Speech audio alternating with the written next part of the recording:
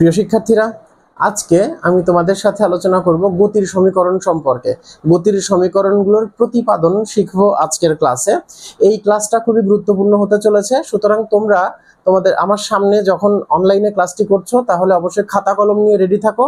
আমি যেভাবে বোর্ডে লিখবো ঠিক সেইভাবে তোমরা খাতা কলমে লিখবে এবং পরবর্তীতে সেগুলো অনুধাবন করার চেষ্টা করবে। আমার হোয়াইট বোর্ডটা একটু ছোট, সুতরাং সবগুলো সমীকরণকে আমি একই সাথে লিখতে পারবো না। তো তোমরা কি করবে, তোমরা কিন্তু খাতায় ধারাবাহিকভাবে এই বিষয়গুলো লিখতে শুরু করবে। তো চলো আজকের ক্লাসটা শুরু করি। আজকের ক্লাসটা হচ্ছে কি গতির সমীকরণ। তো ক্লাসের শিরোনামটা আমরা দিই গতির সমীকরণ। আমরা আজকে এই গতির যে সমীকরণ রয়েছে সেই গতির সমীকরণগুলোর প্রতিপাদন একটু শিখবো আমরা। গতির সমীকরণগুলো প্রতিপাদন শিখতে গেলে প্রথমে আমি একটা চিত্র আঁকবো। সেই একটা চিত্র থেকে মোটামুটি গতির 4টা সমীকরণ প্রতিপাদন হয়ে যাবে। তো সেই চিত্রটা আমি আঁকি, আমার সাথে সাথে তোমরা চিত্রটা আঁকো এবং এই চিত্রটার ব্যাখ্যা আমি পরবর্তীতে তোমাদেরকে দিচ্ছি। সেই চিত্রটা হবে এরকম যে, মনে করি একটা বস্তু আছে, সেই বস্তুটি হচ্ছে এ অবস্থানে আছে। এটা হচ্ছে একটা বস্তু। এই যে বস্তুটা, এই বস্তুটি আছে কোন অবস্থানে? এ অবস্থানে আছে। এই এ অবস্থানে থাকা অবস্থায় বস্তুটির যে আদিবেগ, সেই বস্তুটির আদিবেগ কত? বস্তুটির আদিবেগ হচ্ছে ইউ। এখন এই এ অবস্থান থেকে বস্তুটি কোন অবস্থানে চলে গেল? বস্তুটি বি অবস্থানে চলে গেল। এখন বস্তুটি যখন বি অবস্থানে চলে গিয়েছে তখন বস্তুটির যে শেষ বেগ, এই শেষ বেগ হয় কত? বস্তুটির শেষ বেগ হয় ভি। এখন এই আদিবেগ ইউ, শেষ বেগ ভি, এবং এখান থেকে মানে এ অবস্থান থেকে বি অবস্থানে যেতে বস্তুটির কিছু সরণ ঘটেছে। বস্তুটির সরণ ঘটেছে কত? এ থেকে বি পর্যন্ত যে সরণ, সেই সরণটা হচ্ছে এস। বস্তুটির সরণ ঘটেছে এস, এবং এই সময়ে বস্তুটির যে সময় লেগেছে সেই সময় আমরা মনে করি টি পরিমাণ সময় লেগেছে। তাহলে বস্তুটির কি পরিমাণ সময় লেগেছে? টি পরিমাণ সময় লেগেছে। এবং এই যে সরণ হওয়ার সময় বস্তুটির বেগ হয়েছে, বেগের পরিবর্তন হয়েছে। আর বেগের পরিবর্তনকে আমরা কি বলি? বেগের পরিবর্তনের হারকে আমরা বলি ত্বরণ। মনে করি বস্তুটির ত্বরণ হয়েছে কত? বস্তুটির ত্বরণ হয়েছে এ। এই বিষয়গুলো আমরা লিখব।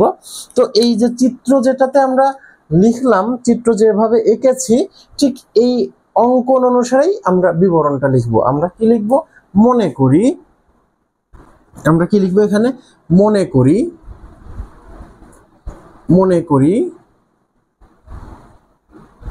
কোন বস্তু কি অবস্থানে ছিল? এ অবস্থানে ছিল। তাহলে মনে করি কোন বস্তু এ অবস্থান থেকে, মনে করি কোন বস্তু এ অবস্থান থেকে ইউ আদিবেগ নিয়ে, এ অবস্থান থেকে ইউ আদিবেগ নিয়ে এ সুষম ত্বরণে চলে, এ সুষম ত্বরণে চলে। এখানে ত্বরণ এটা হচ্ছে সুষম। সুষম মানে ত্বরণ বাড়ছেও না, ত্বরণ কমছেও না, ত্বরণটা স্থির আছে। এটাকে আমরা বলছি সুষম ত্বরণ। তাহলে কোনো বস্তু এ অবস্থান থেকে ইউ আদিবেগ নিয়ে এ সুষম ত্বরণে চলে, এ সুষম ত্বরণে চলে টি সময়ে এস সরণের মাধ্যমে, টি সময়ে এস পরিমাণ সরণ ঘটে এবং এস পরিমাণ সরণের মাধ্যমে ভি শেষ বেগ প্রাপ্ত হয়। ভি শেষ বেগ প্রাপ্ত হয়। আবার খেয়াল করো, তাহলে আমি যে চিত্রটা এঁকেছি সেই চিত্রটারই ব্যাখ্যা দিলাম। সেটা কি? মনে করি কোনো বস্তু এ অবস্থানে ছিল, এ অবস্থানে তার আদিবেগ ছিল ইউ আদিবেগ নিয়ে সেটি এ সুষম ত্বরণে চলেছে এবং এই ত্বরণে কত সময় ধরে চলেছে? টি সময় ধরে চলেছে। ফলে বস্তুটি সরণ হয়েছে কত? এস, এবং শেষ বেগ হয়েছে কত? বস্তুটির শেষ বেগ হয়েছে ভি। এই কথাটাই আমরা লিখেছি। এখন এই লেখা থেকেই আমরা কি করব? গতির সমীকরণগুলোর প্রতিপাদনটা আমরা একটু শিখে নিব। ঠিক আছে? তো চলো প্রথমে দেখো, বস্তুটির আদিবেগ ছিল ইউ আর শেষ বেগ ছিল ভি। তাহলে বেগের পরিবর্তন হলো কতটুকু? বেগের পরিবর্তন হবে শেষ বেগ থেকে আদিবেগ বাদ দিলে যা হয় তাই। মনে করো তুমি বাজারে গিয়েছো 10 টাকা নিয়ে, আর বাজার থেকে ফিরে আসলে 5 টাকা নিয়ে। তাহলে তোমার টাকার পরিবর্তন কত হলো? তো তুমি বলতে পারো স্যার আমার টাকার পরিবর্তন হয়েছে 5 টাকা, কিন্তু এই 5 টাকাটা পরিবর্তন হলো, এই 5 টাকা কি তুমি খরচ করেছো নাকি 5 টাকা তোমার শরীরে তোমার কাছে জমা হয়েছে, সেটা কিন্তু তুমি সরাসরি যদি 10 থেকে 5 বিয়োগ করো তা কিন্তু পারবা না। তার থেকে সব থেকে ভালো হবে কি তুমি যদি শেষ অবস্থা থেকে আদি অবস্থাটা বাদ দাও, অর্থাৎ শেষ অবস্থায় তুমি যখন বাজার থেকে ফিরে এসেছো তখন তোমার কাছে আছে 5 টাকা, আর তুমি বাজারে গিয়েছিলে মানে আদি অবস্থায় তোমার কাছে ছিল 10 টাকা, তাহলে 5 থেকে যদি 10 বাদ দাও তাহলে কিন্তু উত্তর আসে -5, অর্থাৎ তোমার 5 টাকা মাইনাস হয়েছে, অর্থাৎ খরচ হয়েছে। ঠিক তেমনি ভাবে তুমি যদি বাজার থেকে ফিরে এসে দেখলে কি তোমার কাছে আছে কত টাকা, 15 টাকা, তাহলে কি হবে, একই অবস্থায় তুমি শেষ অবস্থা থেকে আদি অবস্থা বাদ দাও। শেষ অবস্থা মানে কি তুমি যখন বাজার থেকে ফিরে এলে তখন তোমার ব্যাগে আছে কয় টাকা, 15 টাকা, কিন্তু তুমি বাজারে গিয়েছিলে মানে আদি অবস্থায় ছিল কয় টাকা, 10 টাকা নিয়ে, তাহলে 15 থেকে 10 যদি বাদ দাও তাহলে উত্তর আসে কিন্তু +5 মানে +5, অর্থাৎ তোমার কাছে 5 টাকা যুক্ত হয়েছে। এটা হতে পারে তুমি বিজনেস করে উপার্জন করেছো বা তোমার কাছ থেকে কেউ ধার নিয়েছিল, সে তোমাকে টাকাটা ফেরত দিয়েছে। তাহলে খেয়াল করো, আমরা যদি শেষ অবস্থা থেকে আদি অবস্থা বাদ দিই তাহলে যোগ চিহ্ন অথবা বিয়োগ চিহ্নের মাধ্যমে আমরা বুঝতে পারি যে অবস্থার পরিবর্তন ঘটছে কতটুকু, আমরা বেশি পাচ্ছি নাকি কম পাচ্ছি। ঠিক এই জন্য আমরা কি করব, সর্বদা পরিবর্তন যদি হিসেব করি পদার্থবিজ্ঞানে তাহলে বেশিরভাগ ক্ষেত্রে আমরা শেষ অবস্থা থেকে আদি অবস্থা বাদ দিই। যে সকল রাশির হিসাব নিকেশ করার জন্য একটা নির্দিষ্ট দিকের প্রয়োজন হয় সে সকল রাশিকে আমরা বলি ভেক্টর রাশি, আর ভেক্টর রাশির হিসাব নিকেশ করতে গেলে সর্বদাই আমরা শেষ অবস্থান থেকে আদি অবস্থানটাকে বাদ দিব। ঠিক আছে, তাহলে এখানে শেষ বেগ থেকে আদি বেগ যদি আমরা বাদ দিই তাহলে বস্তুর বেগের পরিবর্তনটা পাবো। আর এই বেগের পরিবর্তনটা হয়েছে কত সময় ধরে, টি সময় ধরে। প্রথমে বেগ ছিল ইউ, শেষে বেগ হলো ভি, তাহলে বেগের পরিবর্তন হবে ভি মাইনাস ইউ। আর এই বেগের পরিবর্তনটা হলো কত সময় ধরে, বেগের পরিবর্তনটা হয়েছে টি সময় ধরে। তাহলে আমরা এই কথাটাই জাস্ট লিখবো, দেখো যে আমরা কি লিখতে পারি, আমরা লিখতে পারি হচ্ছে এখন টি সময়ে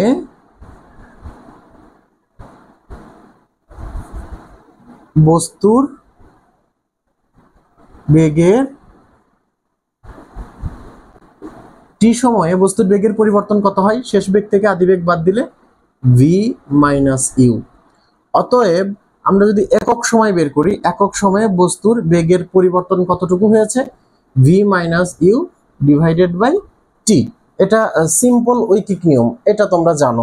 তাহলে টি সময়ে অর্থাৎ এই সময়ে বস্তুর বেগের পরিবর্তন হয়েছিল কত, শেষ বেগ থেকে আদি বেগ বাদ দিলে যা হয় তাই। তাহলে একক পরিমাণ সময়ে বেগের পরিবর্তন হয়েছে v minus you by T. এখন আমরা ত্বরণের সংজ্ঞা অনুসারে কি জানি, আমরা জানি ত্বরণের সংজ্ঞা অনুসারে আমরা কি জানি, আমরা জানি একক সময়ে, আমরা জানি কি একক সময়ে কোনো বস্তুর, একক সময়ে কোনো বস্তুর বেগের পরিবর্তনকে বলা হয় ত্বরণ। একক সময়ে কোনো বস্তুর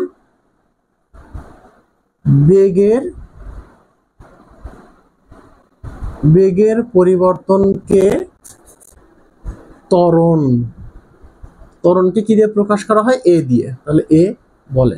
খেয়াল করো, তাহলে আমরা কি জানি, আমরা জানি একক সময়ে কোনো বস্তুর বেগের পরিবর্তনকে ত্বরণ বলে। এখানে দেখো একক সময়ে বেগের পরিবর্তন হয়েছে v minus u divided by t. এই যে বেগের পরিবর্তন হয়েছে কত সময়ে, একক সময়ে। আর আমরা ত্বরণের সংজ্ঞা অনুসারে কি জানি, একক সময়ে কোনো বস্তুর বেগের পরিবর্তনকে ত্বরণ বলে। সুতরাং এই জিনিসটাই কি হতে পারে, এই জিনিসটাই ত্বরণ হতে পারে। এটাকে আমরা সংজ্ঞা অনুসারে লিখতে পারি। অতএব বা সুতরাং সংজ্ঞানুসারে আমরা কি লিখতে পারি, ত্বরণ এ সমান v minus u divided by t. Simple, ত্বরণ এ সমান v minus u divided by t. তাহলে এক্ষেত্রে আমরা যদি আর গুণন করি সেক্ষেত্রে কি পাবো, আর গুণন করলে আমরা পাবো v minus u equal to a t. আর গুণ করে পাচ্ছে, বা এখান থেকে আমরা কি পাই, ভি ইকুয়াল টু ইউকে এই পাশে নিয়ে গেলে ইউটা পজিটিভ হয়ে যাবে, ইউ প্লাস এ টি। এটা হচ্ছে 1 নং সমীকরণ। তাহলে আমরা গতির প্রথম সূত্র কিন্তু প্রতিপাদন করে ফেলেছি, অর্থাৎ কোনো বস্তুটির শেষ বেগ যদি ভি হয় তাহলে শেষ বেগ ভি হবে বস্তুটির আদিবেগ এবং বস্তুটির ত্বরণ ও সময়ের গুণফলের যোগফলের সমান। অর্থাৎ আমরা কি লিখতে পারি, আমরা লিখতে পারি কোনো বস্তুর অতএব শেষ বেগ সমান কি হবে, বস্তুটির আদিবেগ এর সাথে কি যোগ করব, বস্তুটির ত্বরণ এবং বস্তুটির অতিক্রান্ত সময়কে গুণ করব। সময়কে গুণ করলে কি পাবো, আমরা ওই বস্তুটির শেষ বেগ পাবো। এইটি হচ্ছে গতির প্রথম সমীকরণ। তাহলে খেয়াল করো, গতির প্রথম সমীকরণ কিন্তু একেবারেই সহজ। আমরা কি বের করব, আমরা বস্তুটার ত্বরণ বের করব। আর ত্বরণ কি, ত্বরণ হচ্ছে একক সময়ে বেগের পরিবর্তন। তাহলে আমরা বস্তুটির বেগের পরিবর্তন বের করব। আমরা দেখেছি টি সময় বস্তুটির বেগের পরিবর্তন হয়েছে v - u। তাহলে একক সময়ে বেগের পরিবর্তন হয়েছে v - u/t। আর একক সময়ে বস্তুর বেগের পরিবর্তনকে আমরা বলি ত্বরণ, অথবা বেগের পরিবর্তনের হারকে বলা হয় ত্বরণ। তোমরা যদি ত্বরণের সংজ্ঞা পড়ে থাকো তাহলে হয়তোবা খেয়াল করবে যে ত্বরণের সংজ্ঞাতে তোমরা পড়েছো বেগের পরিবর্তনের হারকে ত্বরণ বলে। তো এই যে বেগের পরিবর্তনের হার, এই হারটা সবসময় একক সময়কে নির্দেশ করে। সেই হিসাবে আমরা বলছি কি, একক সময়ে বেগের পরিবর্তনকে বলা হয় ত্বরণ। সুতরাং একক সময়ে যেহেতু বেগের পরিবর্তনকে ত্বরণ বলে, আমরা লিখতে পারি কি a = v - u/t। এটাকে আমরা আর গুণ করে পেয়েছি v - u = at বা v = u + at। এখান থেকে আমরা পাচ্ছি যে শেষ বেগ হচ্ছে বস্তুটির আদিবেগ যোগ ত্বরণ গুণ সময়।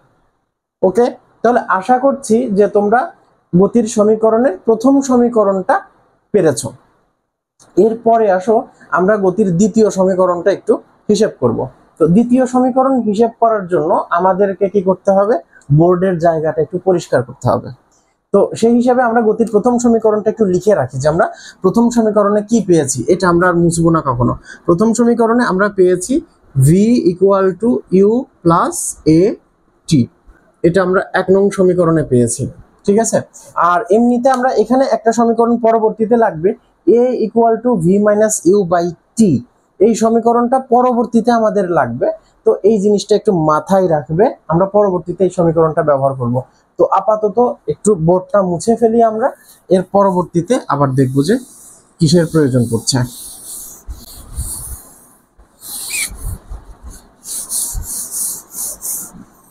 আচ্ছা দেখো, এখন আমরা বস্তুটির যদি গড় বেগ হিসেব করি, আমরা গড় বেগ কাকে বলে জানি। গড় বেগ হচ্ছে বস্তুটার যে আদি বেগ আছে আর বস্তুটার যে শেষ বেগ আছে, আদি বেগ আর শেষ বেগ যোগ করে 2 দিয়ে যদি ভাগ করি তাহলে বস্তুটির গড় বেগ পাবো। গড় নির্ণয় করা নিশ্চয়ই তোমরা শিখেছো। গড় নির্ণয় করতে হয় কিভাবে, গড় নির্ণয় করতে হয় যে যদি একাধিক রাশি থাকে তাহলে রাশিগুলোকে যোগ করতে হয়, যোগ করে রাশিগুলোর যত সংখ্যা আছে সেই সংখ্যা দিয়ে ভাগ করতে হয়, তাহলে আমরা গড় বের করতে পারি। তো এখানে যদি বস্তুটির গড় বেগ বের করতে চাই তাহলে বস্তুটির এখানে 2টা বেগ আছে, আদি বেগ আর শেষ বেগ। তাহলে এই আদি বেগ আর শেষ বেগকে যোগ করে দিয়ে কয়টা বেগ, 2টা বেগ, তাহলে 2 দিয়ে ভাগ করে দিব, তাহলে কি পাবো, বস্তুটির গড় পাবো। আমরা এই জিনিসটা এখন একটু বের করার চেষ্টা করি। তাহলে বস্তুটির আদি বেগ আমরা কত দেখেছি, বস্তুটির আদি বেগ u, বস্তুটির আদি বেগ u, আর বস্তুটির শেষ বেগ v। সুতরাং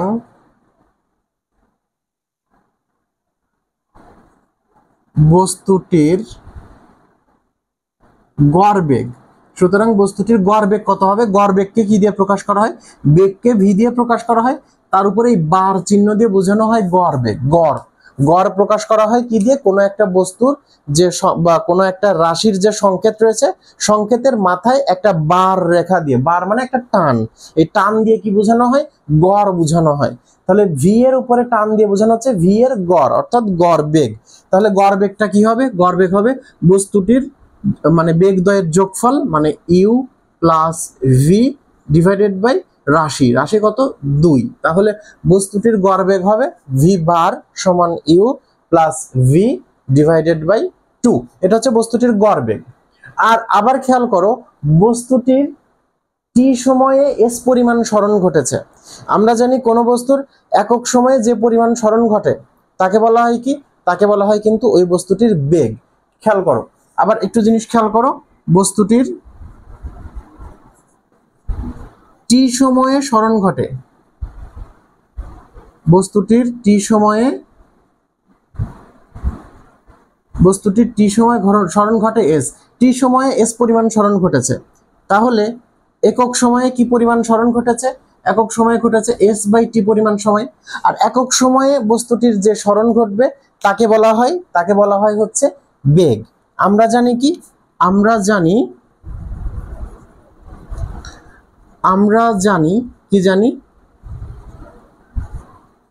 কোন বস্তুর একক সময়ে সরণকে বেগ v বলে। কোন বস্তু একক সময়ে যে সরণ ঘটে তাকে বলা হয় বেগ, বা সরণের হারকে বেগ বলে। হার মানেই একক সময়ে কি পরিমাণ সরণ হচ্ছে। তাহলে কোন বস্তুর একক সময়ে সরণকে যেহেতু বেগ বলে, তাহলে আমরা দেখলাম একক সময়ে সরণ ঘটেছে s/t, তাহলে s/t টাই হচ্ছে কি, এটা হচ্ছে বেগ। সুতরাং সংজ্ঞানুসারে বেগ v ইকুয়াল টু কত হবে, s ডিভাইডেড বাই t। বেগ v সমান কত হবে, s ডিভাইডেড বাই t। এখন দেখো কি দেখবে, সেটা হচ্ছে এই v ইকুয়াল টু আমরা s/t পেলাম। এর পরিবর্তে আমরা এখান থেকে আমরা কি বের করতে পারি, s ইকুয়াল টু কি পেতে পারি, s ইকুয়াল টু আমরা পেতে পারি vt। s ইকুয়াল টু কি পেলাম, vt। তাহলে এই সমীকরণটাকে আমরা a নং সমীকরণ দিই, আর এই সমীকরণটাকে আমরা b নং সমীকরণ দিলাম। তাহলে a সমীকরণটাকে আমরা v বারের সমীকরণকে a দিলাম, s এর সমীকরণটাকে b সমীকরণ দিলাম। এই b নং সমীকরণে আমরা যদি আচ্ছা এখানে একটা জিনিস খেয়াল করো, সেটা হচ্ছে এই যে v আর এই যে v বার, এই দুইটা কিন্তু সমান হয়। এই v আর এই v বার এরা কিন্তু সমান হয়। কেন সমান হয়, কারণ বস্তুটি কোন ত্বরণে চলেছিল, বস্তুটি কিন্তু সুষম ত্বরণে চলেছিল। বস্তুটি কোন ত্বরণে চলেছিল, বস্তুটি চলেছিল সুষম ত্বরণে। সুষম ত্বরণ মানে ত্বরণের মানের কোনো পরিবর্তন হচ্ছে না। কোনো বস্তু যদি সুষম ত্বরণে চলে তাহলে তার যে গড় বেগ হবে সেই বেগটা, আর এমনিতে বস্তুটির যে বেগ হবে গাণিতিক বেগ, অর্থাৎ সরণকে সময় দিয়ে ভাগ করলে যে বেগ পাবো, এই বেগ আর এই বেগ সমান হবে। খেয়াল করো, তাহলে আমরা এই কথাটা একটু লিখে নিই। আমরা কি লিখবো, আমরা এখান থেকে লিখে নিই, এই পদে আমরা এখান থেকে হিসাব করছি। কি লিখে নিব, আমরা লিখে নিব বস্তুটি সুষম ত্বরণে চলায়, বস্তুটি সুষম ত্বরণে চলায়, এর গড় বেগ ও গাণিতিক বেগ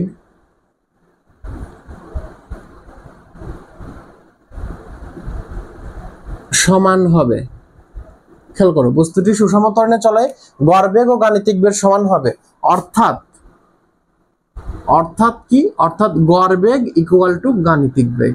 গড় বেগ আর গাণিতিক বেগ সমান, অর্থাৎ এই যে ভি বার আর ভি হচ্ছে কি, ভি বার আর ভি হচ্ছে সমান। তাহলে এখানে যে ভি রয়েছে, এই ভি এর পরিবর্তে আমরা কি বসাতে পারি, ভি বার বসাতে পারি। তাহলে বি হতে আমরা পাই, বি নং সমীকরণ যেটা দিয়েছি, এই বি হতে আমরা কি পাই, বি হতে আমরা পাই এস ইকুয়াল টু ভিটি, তাই তো।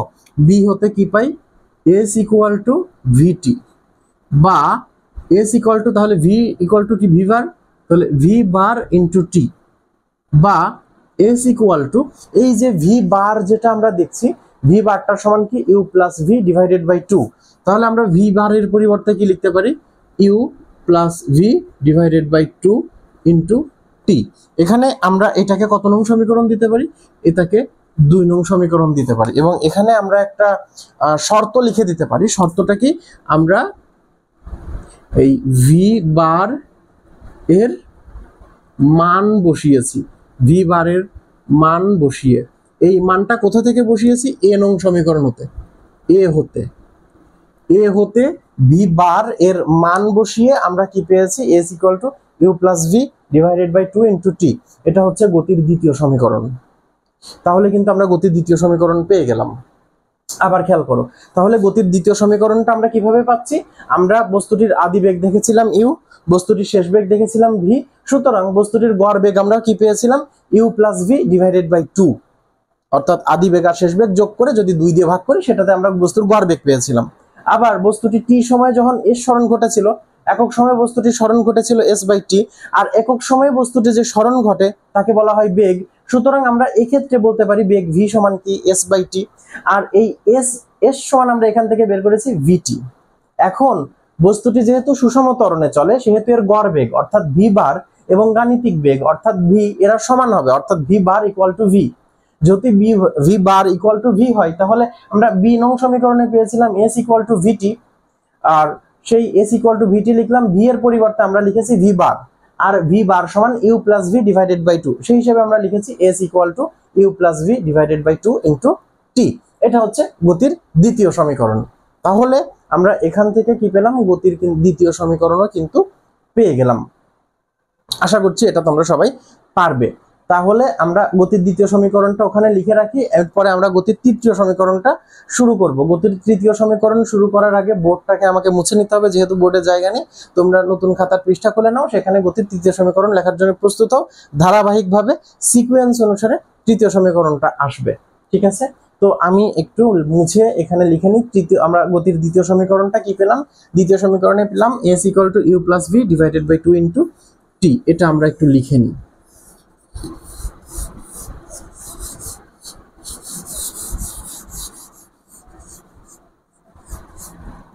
গতির দ্বিতীয় সমীকরণটা এখানে আমরা লিখে রাখি। আমরা প্রথম সমীকরণ পেয়েছিলাম v equal to u plus a t, দ্বিতীয় সমীকরণে পেলাম কি s equal to u plus v divided by two into t. এটা আমরা দ্বিতীয় সমীকরণে পেয়েছি। এরপর আমরা তৃতীয় সমীকরণটাকে প্রতিপাদন করব।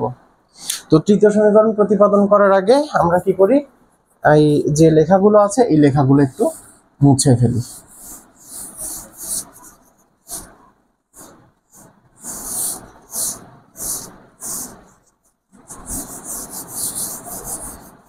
ওকে, এখন আমরা গতির তৃতীয় সমীকরণ প্রতিপাদন করা শুরু করি। তো দেখো, তৃতীয় সমীকরণ প্রতিপাদন করাটা একদম সহজ। আমরা এখান থেকে কি পেয়েছিলাম, এখান থেকে আমরা দেখেছিলাম যে দুইটা সমীকরণ অলরেডি পেয়ে গিয়েছি গতির। একটা হচ্ছে v equal to u plus a t, আরেকটাতে আমরা সমীকরণ পেয়েছি s equal to u plus v divided by two into টি।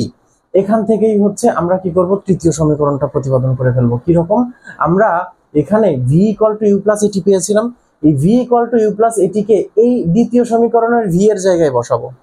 খেয়াল করো, আমরা গতির দ্বিতীয় সমীকরণ থেকে কি পাই, গতির দ্বিতীয় সমীকরণ হতে, গতির দ্বিতীয় সমীকরণ হতে আমরা কি পেয়েছিলাম, গতির দ্বিতীয় সমীকরণ হতে আমরা পেয়েছিলাম s equal to u plus v divided by two into t. এটা হচ্ছে গতির দ্বিতীয় সমীকরণ থেকে আমরা পেয়েছিলাম। তো এখন এস ইকুয়াল টু আমরা কি লিখতে পারি, ইউ প্লাস ভি। খেয়াল করো, আমরা গতির এক নং সমীকরণে ভি এর একটা মান পেয়েছি ইউ প্লাস এটি। গতির এক নং সমীকরণে আমরা ভি এর একটা মান পেয়েছি ইউ প্লাস এটি। তাহলে সেই ক্ষেত্রে আমরা ভি এর পরিবর্তে সেই ইউ প্লাস এটি এটা লিখে দিলাম divided by two into t. এখানে আমরা একটা নোট দিতে পারি। নোট কি দিব, নোটটা দিব হচ্ছে এক হতে ভি এর মান বসিয়ে, অর্থাৎ এক নং সমীকরণে যে ভি এর মান ছিল ইউ প্লাস এটি, সেই মানটা বসিয়েছি, ভি এর পরিবর্তে ইউ প্লাস এটি বসিয়েছি। সেক্ষেত্রে আমরা কি পাচ্ছি, এস ইকুয়াল টু ইউতে যোগ করলে টু ইউ প্লাস এটি ডিভাইডেড বাই টু ইন্টু টি। টি যেহেতু আছে সবার সাথে আমরা গুণ করে দিতে পারি। তাহলে এস ইকুয়াল টু কি হবে, এস ইকুয়াল টু হবে টি দিয়ে যদি গুণ করি তাহলে হবে কি two u t divided by two plus a t square divided by two. একই কথা, যদি এটা তোমরা ক্লাস 6-7 থাকতে সমাধান শিখেছো, সমাধান করতে গেলে এটা পারবে। জাস্ট আমরা কি করলাম, টি দিয়ে গুণ করেছি, তাহলে টু ইউটি হবে, two u t plus a t square হবে ডিভাইডেড বাই টু। তো আমরা যে ভগ্নাংশগুলো ছিল সেগুলোকে আলাদা করে ফেলেছি। আচ্ছা, এখন তাহলে এখান থেকে আমরা কি পাবো, দুয়ে দুয়ে কাটবে, এখানে থাকবে s equal to u t plus এখানে 1/2 আছে, সেক্ষেত্রে half a t square, a t square এটা আমরা লিখতে পারি। তাহলে এস ইকুয়াল টু কি হয়, UT plus half a t square. এখানে দেখো টু নিচে আছে, তো আমরা ওই টুকে আমরা আলাদা করে হাফ লিখেছি, আর এ টি স্কোয়ার আছে এটা লিখেছি। তাহলে এটা হচ্ছে গতির তৃতীয় সমীকরণ। তাহলে আমরা গতির তৃতীয় সমীকরণটাও নির্ণয় করা শিখে গেলাম। তাহলে গতির তৃতীয় সমীকরণ আসলে গতির প্রথম এবং দ্বিতীয় সমীকরণকে কম্বাইন করলে আমরা কিন্তু তৃতীয় সমীকরণটা পেয়ে যাই। সেই কম্বাইনটা কি, কম্বিনেশনটা হচ্ছে আমরা জানি s = u + v / 2 × t। তো সেক্ষেত্রে s = u + এই v এর জায়গায় আমরা 1 নং সমীকরণ থেকে যে v পেয়েছিলাম u + at সেটা বসিয়েছি u + at, এবং এখানে একটা নোট দিয়েছি 1 নং সমীকরণতে v এর মান বসিয়ে। তখন আমরা কি পেলাম, s = t দিয়ে গুণ করলে u আর u যোগ করলে 2u হয়, 2u + at / 2 × t। এরপরে t দিয়ে জাস্ট গুণ করেছি, t দিয়ে গুণ করলে 2ut/2, এখানে 2ut/2 প্লাস এই t দিয়ে গুণ করলে at²/2। অর্থাৎ এখানে আমরা কি করেছি, জাস্ট এই যে ভগ্নাংশ ছিল, ভগ্নাংশটাকে আলাদা আলাদা ভগ্নাংশে প্রকাশ করে ফেলেছি, এতটুকুই, মাঝখানে যোগ চিহ্ন দিয়ে। তাহলে সেখানে 2 2 কাটলে s = কি পাই, ut পাই, প্লাস এখানে 2 নিচে ছিল সেটাকে আমরা আলাদা করে হাফ লিখছি, ভাগ আকারে ছিল যেহেতু 2, হাফ at²। এখান থেকে আমরা পাই s = ut + হাফ at²। এটা হচ্ছে গতির তৃতীয় সমীকরণ। তাহলে আমরা এখানে গতির তৃতীয় সমীকরণটা লিখি এবং আশা করি গতির তৃতীয় সমীকরণটার প্রতিপাদনও আমাদের হয়ে গেল। s = কত হবে, s = ut + হাফ at²। এটা গেল গতির তৃতীয় সমীকরণ। এরপরে আমরা সমাধান করব কি, এরপরে আমরা প্রতিপাদন করব গতির তৃতীয় সমীকরণ। এটা খুব গুরুত্বপূর্ণ একটা সমীকরণ। খেয়াল করো যে গতির 1 নং সমীকরণ এবং 3 নং সমীকরণ যে দুইটা প্রতিপাদন করলাম, এটা হচ্ছে বেশি গুরুত্বপূর্ণ, সবসময় অঙ্ক করতে গিয়ে কাজে লাগে, কিন্তু গতির দ্বিতীয় সমীকরণটা তুলনামূলক গুরুত্ব একটু কম। আমরা দ্বিতীয় সমীকরণটা খুব বেশি ব্যবহার করি না, কিন্তু এরপরে যেটা করব সেটাও খুব বেশি গুরুত্বপূর্ণ একটা সমীকরণ। সেই সমীকরণটা আমরা একটু দেখি, প্রতিপাদন করে আসি। তো সেই সমীকরণ প্রতিপাদনটাও একদম সহজ, আমরা দ্বিতীয় সমীকরণ থেকেই সেই সমীকরণটাকে কিন্তু প্রতিপাদন করব। দেখো কিভাবে আমরা এরপরে গতির তৃতীয় সমীকরণ প্রতিপাদন করব, কিন্তু সেক্ষেত্রেও আমাদের কি লাগবে, দ্বিতীয় সমীকরণ লাগবে। দ্বিতীয় সমীকরণ হতে আমরা কি পেয়েছি, দ্বিতীয় সমীকরণ হতে আমরা পেয়েছি s = u + v / 2 × t। এখন আরেকটা কাজ করব আমরা, সেটা কি, আচ্ছা এটা আমরা পরে করি। হ্যাঁ, এই গতির যে দ্বিতীয় সমীকরণ হবে, এটা আমাদের আগে আরেকটা জিনিস করে আসতে হবে। আমরা ত্বরণ দেখেছিলাম, ত্বরণ a = প্রথম সমীকরণ প্রতিপাদন করার সময়, তোমরা যেহেতু সামনে আছো পৃষ্ঠা উল্টে দেখো, প্রথম সমীকরণ প্রতিপাদন করার সময় আমরা দেখেছিলাম কি, ত্বরণ a = v - u / t, এটা আমরা দেখেছিলাম। তাহলে আমরা জানি কি, আমরা জানি হচ্ছে ত্বরণ a = v - u / t ছিল। এখান থেকে আমরা t এর মানটা বের করব। t = কত, v - u / a। এইটাকে আমরা ধরো c নং সমীকরণ দিলাম, কারণ এর আগে তোমরা ছোট হাতের a ছোট হাতের b দিয়ে দুইটা সমীকরণ লিখেছিলে। এখন এখানে c নং সমীকরণ দিলাম। এই c নং সমীকরণটা আমরা s নং অর্থাৎ 2 নং সমীকরণে বসিয়ে দিব। তাহলে গতির দ্বিতীয় 2 নং হতে পাই, 2 নং হতে আমরা কি পাই, 2 নং হতে আমরা পাই s = u + v / 2 × t। এখানে implies that এখানে t এর পরিবর্তে আমরা এই মানটা বসিয়ে দিব, অর্থাৎ u + v / 2 × এই t এর পরিবর্তে আমরা কি লিখব, v - u / a, v - u / a। বাহ, তাহলে s = কি লিখতে পারি, এইরকম s, এরকম s, একই কথা, ছোট হাতের s। এখানে দেখো v - u আছে, তো তাহলে এখানে u + v, আমরা এটাকে উল্টে লিখতে পারি v + u / 2 × v - u / a। এখান থেকে আমরা কি পাই, তোমাদের জন্য একটু ভেঙে ভেঙে লিখছি যেন বুঝতে সুবিধা হয় তোমাদের, ঠিক আছে। তাহলে এখান থেকে আমরা যদি গুণ করি তাহলে আমরা কি পাবো, v + u × v - u / 2a। এখন তোমরা একটা বীজগণিতের সূত্র জানো, সেই সূত্রটা কি, সূত্রটা হচ্ছে a² - b² এর সূত্র। a² - b² সমান কি, a + b × a - b। এই সূত্রটা তোমরা জানো। এখানে দেখো তাহলে v + u × v - u অর্থাৎ a + b, এই যে দেখো, তার মানে a + b × a - b। তাহলে a + b × a - b মানে সমান কি হবে, a² - b²। এটাকে আমরা পরবর্তীতে লাইনে তাহলে লিখতে পারি। এক্ষেত্রে আমরা কি পাই, তাহলে s = কি হবে, s = হবে হচ্ছে ওই যে a মাইনাস বি মানে a স্কয়ার মাইনাস বি স্কয়ারের সূত্র, তাহলে এখানে হবে v square minus u square, v square minus u square divided by কত আছে 2a থাকলো, বা আর গুণন যদি করি আমরা v square minus u square সমান কি পেলাম 2as, বা ভি স্কয়ার তাহলে কি পেলাম ভি স্কয়ার সমান পেলাম ইউ কে ওই পাশে নিয়ে গেলে ইউ স্কয়ার প্লাস 2as, অর্থাৎ ভি স্কয়ার সমান ইউ স্কয়ার প্লাস 2as। এটা হচ্ছে গতির চতুর্থ সমীকরণ হয়ে গেল, অর্থাৎ গতির চতুর্থ সমীকরণ কিন্তু প্রতিপাদন হয়ে যাচ্ছে, সেটা কি ভি স্কয়ার সমান ইউ স্কয়ার প্লাস 2as। এটা হচ্ছে গতির চতুর্থ সমীকরণ। তাহলে এখানে খেয়াল করো, গতির খুব গুরুত্বপূর্ণ 4টি সমীকরণ আমরা পেয়ে গেলাম। এই 4টা সমীকরণ দিয়ে প্রচুর গাণিতিক সমস্যা তোমাদেরকে সমাধান করতে হবে। তো সেই গাণিতিক সমস্যার সমাধান আমরা পরবর্তী ক্লাসগুলোতে দেখব। তোমার নিজের নাম ভুলে গেলেও এই গাণিতিক ফর্মুলাগুলো তোমার কিন্তু কখনোই ভোলা চলবে না।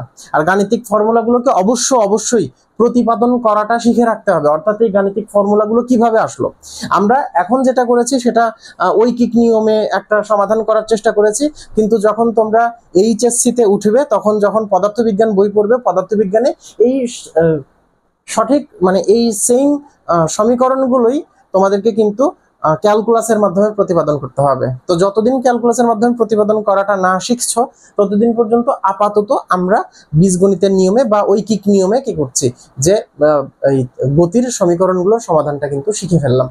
তাহলে গতির সমীকরণের সমাধানগুলো সবাই বাসায় এরপরে নিজেরা না দেখে কয়েকবার প্র্যাকটিস করবে, কিভাবে একটা আমাদের একে একে 4টা গতির সমীকরণের সমাধান নির্ণয় করা যায়। যদি তোমাদের কোনো সমস্যা থাকে তাহলে অবশ্যই নিচে কমেন্টে সমস্যা লিখে রাখবে, আমি যথাসাধ্য চেষ্টা করব তোমাদের সমাধানগুলো করে দেওয়ার জন্য। পাশাপাশি আমার ফেসবুক পেজটাকে তোমরা ফলো করবে, শেয়ার করবে। পাশাপাশি যদি তুমি ইউটিউবে এখন এই ভিডিও দেখে থাকো, তাহলে ইউটিউবে আমার যে চ্যানেলটি রয়েছে সেই চ্যানেলটিতে একটু করে সাবস্ক্রাইব বাটনটা চেপে দিবে। দেখা হবে পরের কোনো ভিডিওতে।